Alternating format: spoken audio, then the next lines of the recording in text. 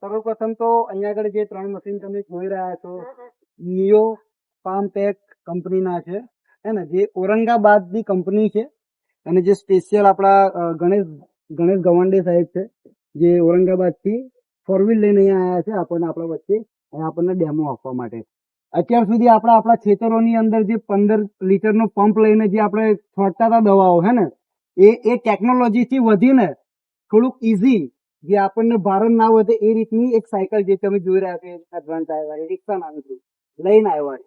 અલગ અલગ રીતની એમના જોડે મટીરિયલ છે, જેમ કે સોલર છે, બેટરી છે અને ડીઝલ વાળું છે. જે વિસ્તાર સહિત એ આપણને કહેશે, પ્લસ આપણને ડેમો આપશે. અત્યારે પાણી સાથે ડેમો આપશે આપણને કે કઈ રીતે આ વર્ક કરે છે, કઈ રીતનું ચાલી શકે છે હે ને, તો એની એ વાત કરશે. એ દરમિયાન જો તમને કોઈ પ્રશ્ન લાગે છે તો તમે પ્રશ્ન પૂછી શકો છો હે ને. અને હું ગણેશ સાહેબને નિવેદન કરું કે એ હિન્દીમાં વાત કરશે. જો આપણને હિન્દીમાં ના સમજણ પડે તો પછી હું ગુજરાતીમાં ટ્રાન્સલેટ કરી આપું છું जी। नमस्ते। ये अभी अपना सोलर है, ये बैटरी ऑपरेटेड है और वो इंजन वाला है जिसको अपन बाहुबली बोलते हैं। सोलर में क्या होता है कि आप अगर इलेक्ट्रिसिटी यूज भी नहीं करेंगे तो उस पे वो चार्जिंग हो जाएगा, जिसको आपको घर में लगाने की जरूरत नहीं है। ये 24 लीटर की टैंक आती है, जो पीठ वाला रहता है वो 15 लीटर का रहता है। इसकी लंबाई अगर देखेंगे आप, चौड़ाई, तो ये 12 फीट तक चौड़ाई करके पावरनी करेंगे, जिसमें आपको ऐसा खड़ा भी कर सकते हैं जैसा मैंने वो बूम लगाया है, वो हिसाब से वो आप लगा सकते हैं। ये नोजल भी एडजस्टेबल कर सकते हैं वो हिसाब। આ જે મીરભાઈ અને સારે બંને કીધું કે નિયો એગ્રીટેક કંપની જે ઔરંગાબાદ મહારાષ્ટ્ર છે ત્યાંથી આપણી વચ્ચે આવ્યા છે અને આપણને ડેમોન્સ્ટ્રેશન અત્યારે આપે છે. કારણ કે આપણે આપણા લેવલ પર જોઈએ ગ્રામ્ય લેવલે કેટલી ખેડૂતો મહેનત કરે છે. અત્યારે કપે પંપ લઈ લઈને અત્યારે બપોરે દૂર દૂર ખેતર હોય ત્યાં જવાનું, સ્પ્રે કરવાના અને બધું ચાલે.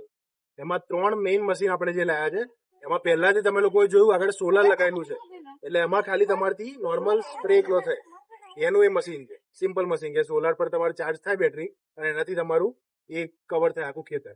એના પછી જે છે એમ છે આ બેટરી વાળું તમે મશીન જોયું એ અત્યારે ઊભું છે, એટલે ઊભા પણ સ્ટ્રેટ હશે. પછી એને નીચેથી આડું કરી અને આવું પણ બનાવી દેવામાં આવે. આ તમે જે જોવો છો ને આડું, આ સેમ પેલું મશીન એવું પણ થઈ શકશે બેટરી વાળું છે ને, એટલે એ પણ બેટરીથી ચાલતું મશીન છે. અને સૌથી સારામાં સારું છે આ બાહુબલીમાં સારું કામ છે કે તમે પેલામાં મહેનત કરવાના જ છો એટલી, પણ પેલામાં પછી તમારે ખડ કાઢવા જે આપણે કરવડી મારવાનું કહીએ એ કરવડી મારવા માટે આપણે બીજી વાર કોઈને કહેવું પડે, લાકડા વાળા બોલાવવા પડે, કાં તો મેં ટ્રેક્ટર બોલાવવું પડે. એની જગ્યાએ આની અંદર શું તમારી કરવડી જોડે જોડે ભેગી જ વાગી જાય.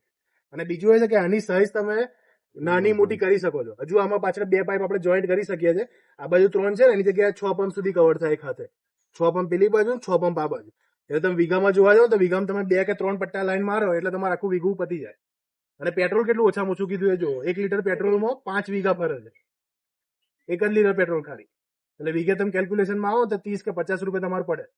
50 રૂપિયા પેટ્રોલમાં તમારે આખું વીઘું છંટાઈ જાય અને જોડે જોડે કરવડીઓ નીકળી જાય. આપણે અત્યારે વીઘે કરવડી વાળા બોલાય તો કેટલા રૂપિયા આલે છે? 500 લઈને 1000 લે બરાબર વીઘે. હવે આ મશીનમાં તમે જો કરો તો સીધું તમારે કેટલું પેટ્રોલ જાય? 100 રૂપિયાનું પેટ્રોલમાં તમારું ભાઈનું બેવડો ખેતરો થઈ જાય. 5 વીઘા તમે જો આપણે અત્યારે લેન્ડ હોલ્ડિંગ આપણી બાજુ જમીન જે ધરાઈએ છે આપણા ખેડૂતોની વધારે 3 વીઘા સુધી છે. 1 વીઘાથી લઈને 3 વીઘા સુધી નાનામાં નાના ખેડૂત છે આપણી જોડે. એ જોવા જાવ તો તમારું તમારા કાકાનું બેનું થઈ જાય આખું. 2 લીટર અંદર ભરો તો વધારે થઈ જાય, 10 વીઘા સુધી અંદર જાય. આની કેપેસિટી અંદર ફ્યુઅલની 2 લીટર સુધી છે. 2 લીટર સુધી તમે અંદર પેટ્રોલ ભરી શકો. એમાં આપણે 1 લીટરમાં 5 વીઘા ચાલે છે અત્યારે. એટલે તમારે કેટલું કામ પતી ગયું? જો એક હાથે દવાઈ છંટાઈ ગઈ, ખડે નીકળી ગયું, બંને કામ એક હાથે થઈ ગયા બરાબર. અને આમાં બીજી વસ્તુ એ કે આમાં બહેનો પણ ચલાવી શકે છે. પેલામાં તો કેવું હોય ખભે મારીને જવાનું, મોસ્ટ ઓફ બધા વધારે પડતા મજૂરોમાં પુરુષો જ જતા હોય છે. એને અમે કરશું કારણ કે ખેતરથી દૂર છે અને વધારે પડતું એ છે.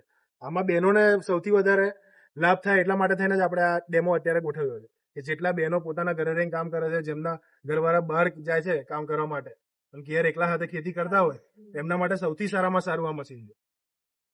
તો આમાં કોઈને પ્રશ્ન ખરો કોઈને આમાં? તમે જોયું અત્યારે આપણું આમાં આયોજન એવું છે કે આમાં તમે રોકાણ કરવા જાવ તો મોટા મોટું તમારે લાખ રૂપિયા સુધી રોકાણ જાય.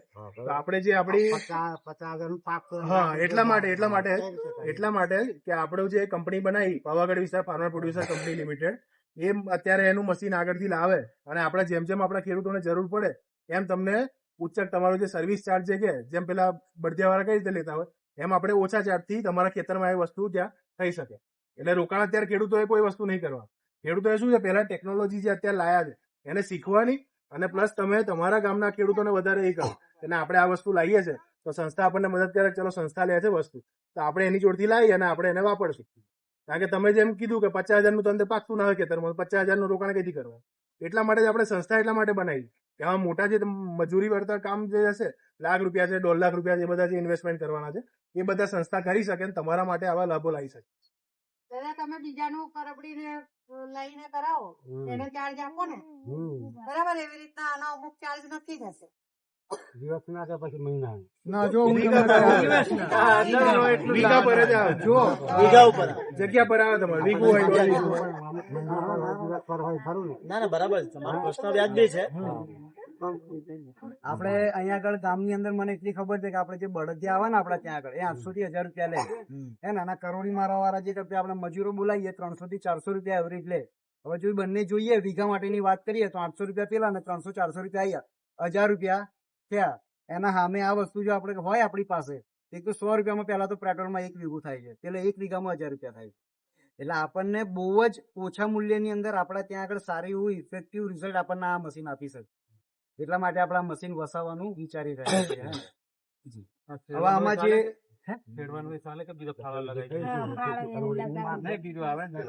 બ્લેડ ની વાત કરો છો અત્યારે બ્લેડ ની અંદર તમે આને ખેડવા માટે ઉપયોગ કરવા માંગે એટલો પાવર ના હોય. ના એટલો એવું બીજું આવે लगा सकते हैं प्लागिंग कर लेगा.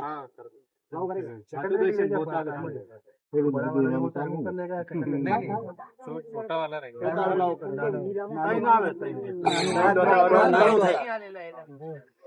નાનું થાય. એટલે આપણો સમય પણ બચે. પેલામાં પંપ લઈને ચડવામાં આપણે કેટલો ટાઈમ લાગે, સમયનો પણ બચાવ. આમાં જશોદાબેન તમે મને અભિપ્રાય આપો કે તમે અત્યારે ચલાવ્યું તો તમને કેવું લાગે? અમે તો પેલું કાવાનું લાવ્યું ચલાવ્યું. અચ્છા તમે ચલાવેલું છે? એમની જોડે છે ઓલરેડી છે એમની જોડે. અચ્છા છે તમારી પાસે? મશીન પીછા એટલે સારું લાગે. જી, એમાં કેવું છે પેલું 15 લીટર નું ખભે ભરવીને તમે આખા વીઘાના કરો છો એના કરતા આ સીધું હાથમાં લઈને જ જવાનું. આમાં જો તમે જાતે ચલાવ્યું આ 60 લીટર ની અત્યારે કેપેસિટી છે. તમને કેવું લાગતું હતું? ખાલી મારે પાસે પકડીને જવાનું જ છે. હવે પેલામાં ખાલી 15 લીટર ખભે લઈને જવાનું કેવું લાગે અંદર?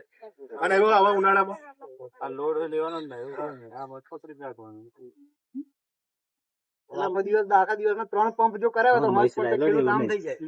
એના કરતા કરાવે હોય તો હોશ પર શું કેવું આ સિસ્ટમ કરી છે? આનો પાછો ઉપયોગ કરવાનો. 1 વીઘાના તો જ્યાં તમે 1100 રૂપિયા ખર્ચતા હતા ત્યાં 30 રૂપિયા તમારે આપવાના. એટલો ફેર પડી જાય. અને બીજી એક વસ્તુ છે કે જો આપણે બધા છે ને પૈસાનો બચાવ તો જોઈએ છીએ, એના કરતા મોટી વસ્તુ એ છે કે 15 લીટરનો ટાંકો ખભા ઉપર નાખીને જયારે દવા છાંટીએ એ આપણા શરીર માથે જે વજન લઈને ફરીએ એમાંથી સૌથી મોટી રાહત આ થાય કે તમારે ખભે વજન લઈને ફરવાનું નથી. બીજી વસ્તુ સમય ઓછો લાગે. આમાં એમણે કહ્યું કે અહીંયા તમારે બીજા 2 પાઇપ આવા તમે જોડી શકો.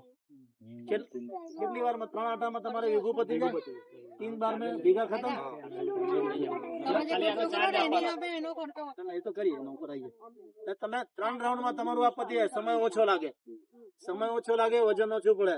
અને તમે કદાચ કામે બહાર ગયા હો ને તો ઘરે અમારા બેન હોય ને તો એ પણ આને ચલાવી શકે. એટલે એવું નથી કે ઘરમાં ભાઈ અમારા હોય કે વડીલ હોય એ પોતે બહારના કામે ગયા હોય જો કદાચ આ દવા છાંટવાની હોય આપણે ઉતાવળે તો છાંટી શકાય. આ 3 વસ્તુ. બાકી તો આપણે મોટા ભાગના લોકો જયારે કરતા હોય ખર્ચો તો તમારા પૈસા તો બચી જાય પણ સમયની સૌથી મોટી તમારી બચાવો છે.